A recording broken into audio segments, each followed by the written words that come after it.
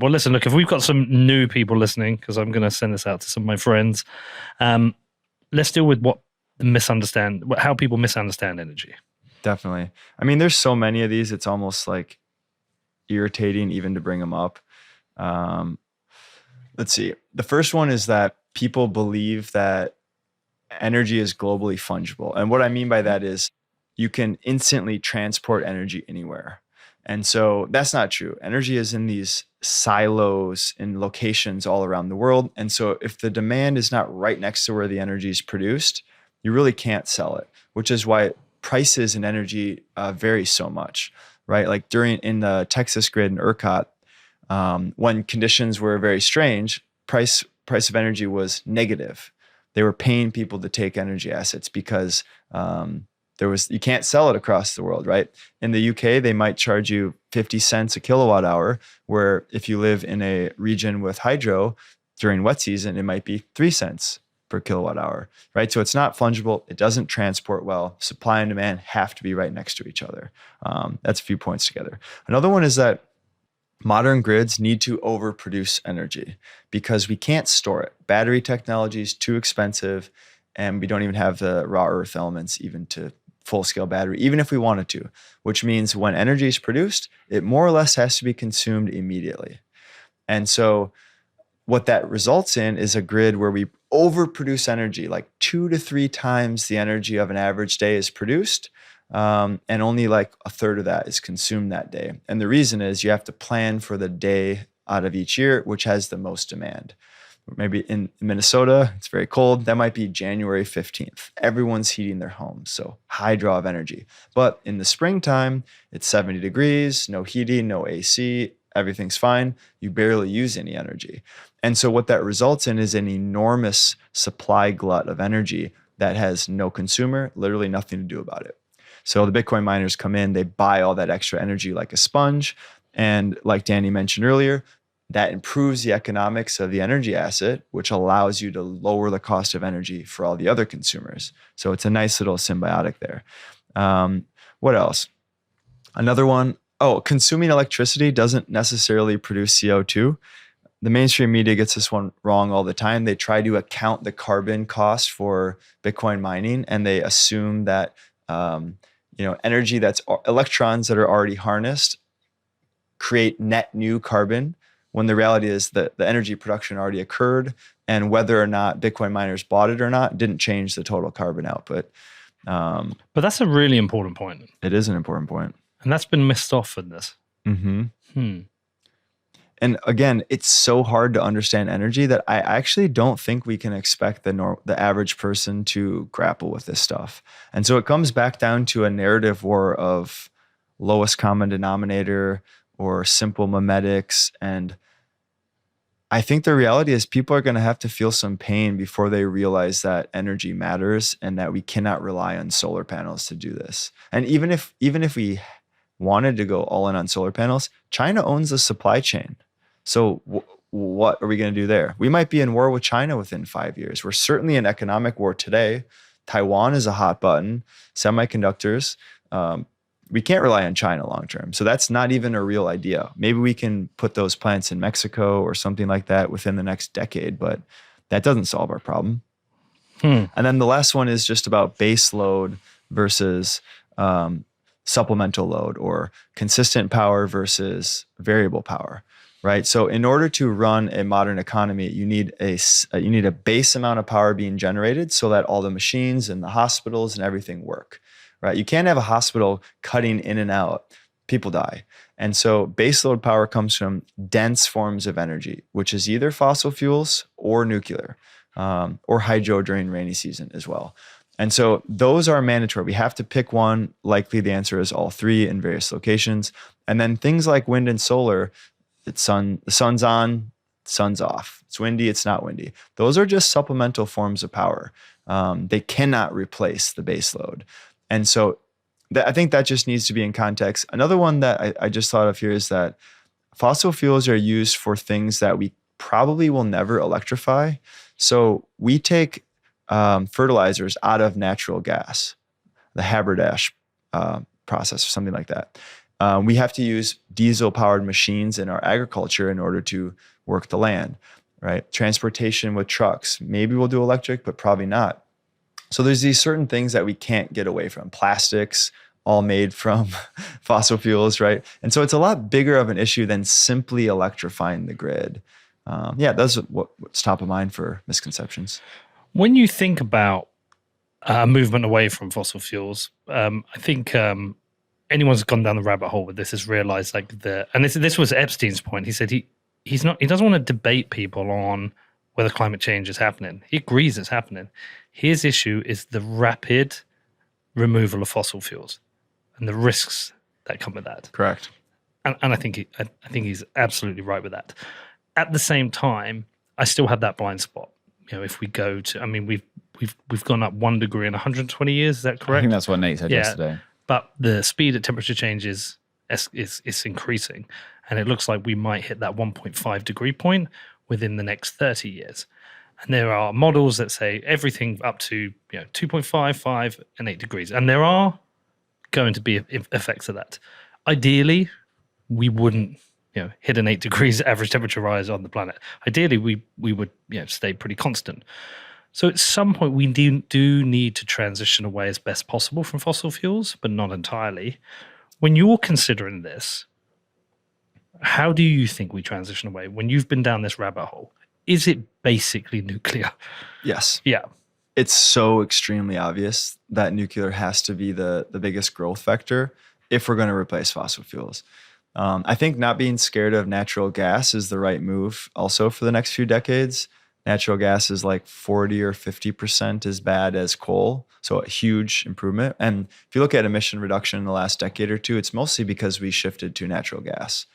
And we should lean into natural gas. It's a good form of energy. But yeah, long term, it's nuclear. China's investing massively in this.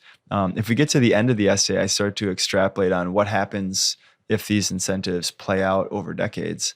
And one of those is, I think, small modular nuclear reactors will be all over the place, where I'll just give a little teaser. Bitcoiners could buy Texas, let's say, and they could just drop a nuclear plant there in the middle of nowhere, generate power. So the whole city gets cheap or free power and mine Bitcoin with the rest. And then you can just build this sort of off-grid ecosystem with that hub of nuclear energy with no dependencies from outside that area, right? And so I think nuclear is obviously the move. And I think the newest technology of making them small is going to be important to that. I don't think it's in any sort of production mode, but the Gen 4 SMRs are good for like 150,000 people, which is a tiny, tiny reactor compared to what we have. We're speaking to a guy about that in January who's working on that. It's basically Bedford's 174,000 people. There you go. We could put one at the football club. We can mine Bitcoin. Some people talk about the climate hysterics. Mm-hmm. And I think they have a valid point. I'm somebody who's concerned about the climate, but I don't feel the need to glue myself to a Van Gogh or spray shit or climb above a tower so the motorway has to close. All these tactics that we're seeing. I believe these people, their heart's in the right place. I agree. But I don't think they understand what's really happening here. I kind of think of them a little bit like shitcoiners. It's very difficult to convince a shitcoiner why Bitcoin is king and you should stop wasting all your time on all these shitcoins, put your money into Bitcoin. I find it's almost a similar discussion with these people who are Extinction Rebellion kind of people. Mm-hmm. How would you approach explaining this to these people?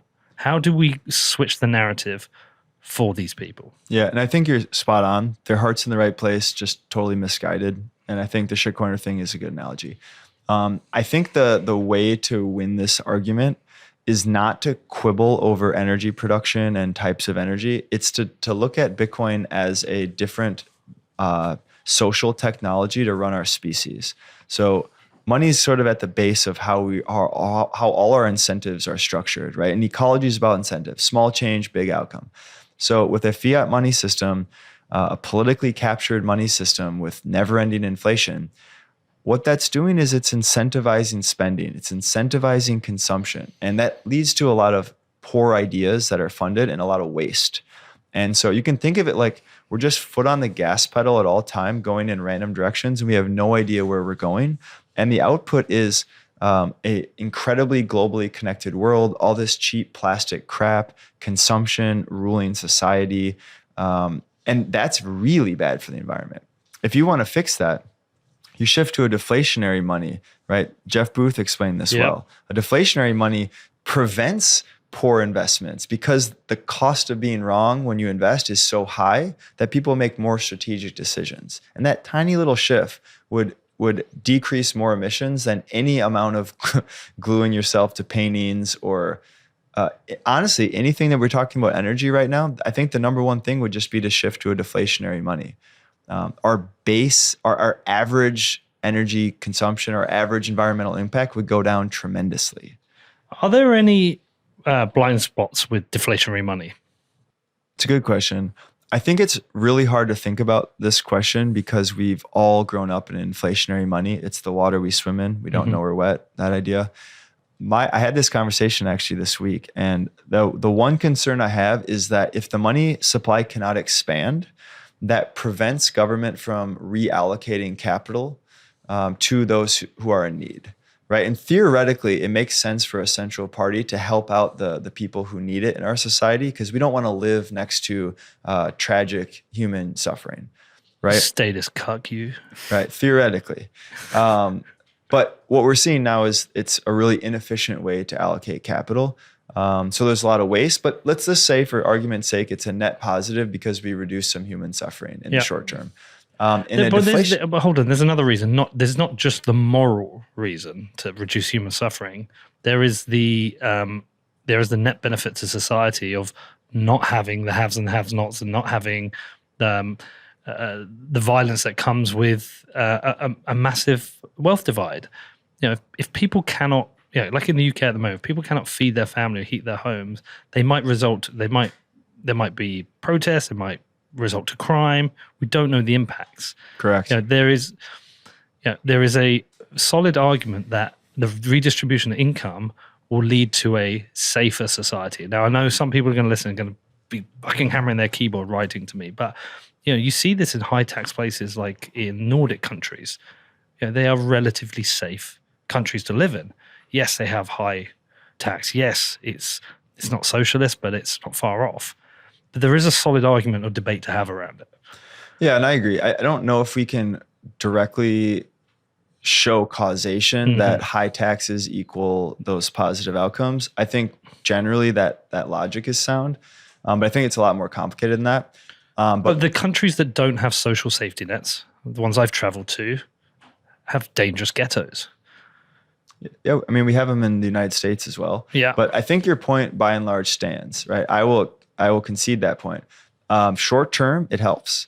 But the long-term consequences of having a money that's politically captured result in a situation where the people who have power and influence, they can decide, do I want to produce in the free market? Hard, real consequences. Or do I want to suck up to the monetary system and try to capture the money printer?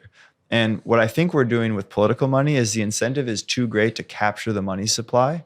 And so productive people go there so it's all politics rather than producing.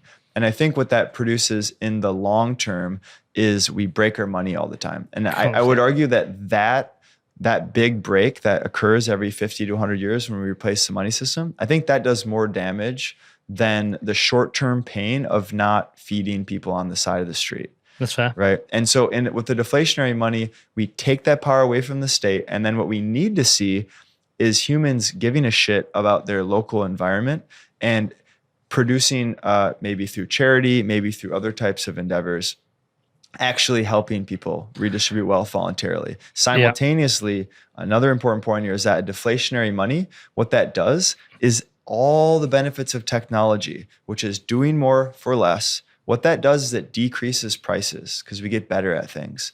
And in a deflationary world, the have-nots, their cost of living goes down every year rather than going up. That's a really important point. So this is something Stefan Navarra raised to me, and I want to go and look into this because I said to him, Bitcoin will reduce the wealth divide. He said, no, it won't. It'll probably increase the wealth divide, but it will raise up everyone from the bottom. Exactly right. Yeah. It doesn't matter that the CEO makes 500 times more than the janitor. Yeah. That is poor logic from a sophomore philosophy student who's captured by Marxism and doesn't realize his ideas are bad. The reality is we want the largest wealth divide imaginable, which sounds bad, but why is that? That's because we allow people to take risk and innovate and produce things. And if they're right, there's an enormous reward for them, which they deserve. Okay. Their innovations spill over and they raise up the bottom. Everyone gets cheaper goods. Everyone gets cheaper energy, right? This is really important. What we need to be comfortable with is what is the minimum that a person's life is like? And are we morally okay with the least among us life? Do they have food, medicine, basic education? Can they raise a family, right? Whatever we agree, that's what we want to see. And I think a more market-based world with the deflationary money is how we achieve that. When I was with Dominic Frisby making this film, he said to me that inflation is the biggest fraud enacted on the population. And he was showing me price changes. But he said the truth is 40 years ago, 50 years ago, there would be one wage in the house and that would support a family. We're now at a stage where we've got two wages, generally in a lot of houses, and people can't even afford to have children. Correct. And he said, how has this happened when we've become a richer society? How has this happened? That's a complicated one. I think that the shortest answer is America decided to leave the gold standard entirely. And the net result of that is that America exported dollars and we imported goods. We exported labor and we imported goods, right? So it hollowed out our working class in America in exchange for a larger supply of financialization. And so the Wall Street types, the big banks, the big tech, the industrialists at the top, they skimmed a larger percentage of America's GDP. And there's just literally not enough jobs for laborers. And at the same time, the money's being devalued every year, and most people aren't getting raises to keep up with that. Again, it's a consequence of a political money, and the political money is proof of stake, right? If we want to talk about work for a second, proof of work, what Satoshi did was he created a monetary system that cannot be captured. The only way to change history is to do the work, and doing the work's expensive, so people don't try to cheat. And it redirects allocation of productive people's resources to producing things that we all need in the market. Why do shitcoiners not get this? I've been thinking about Vitalik a lot. I think he's the sole reason, or he's the primary reason that Ethereum people like proof of stake, and that's the only other shitcoin that's even has cultural energy at this point. And I actually think that Vitalik misunderstood proof of work early on, which most people did. And in 2016, he made up his mind on proof of stake. And since then, he can't change his mind. He already dug his heels in. So he has no incentive to learn if he was right or wrong about proof of work because he built a movement around proof of stake. And so I genuinely think he misunderstands it. And I also think that it's really easy to misunderstand proof of work. I think it's the hardest part to understand, and it's also the most crucial. I tweet all the time flagrant things like, if you don't understand proof of work, you don't understand anything about the whole industry. Your opinion is null. And I actually do believe that. Satoshi's genius is a lot more subtle than people think. It's not moving money around. It's not smart contracts. It's not any of that stuff. It's literally just creating a monetary system that can't be captured. It's creating a ledger of historic transactions that require energy to change, which simply makes it hard to change history. So then you don't waste time trying to capture that thing anymore.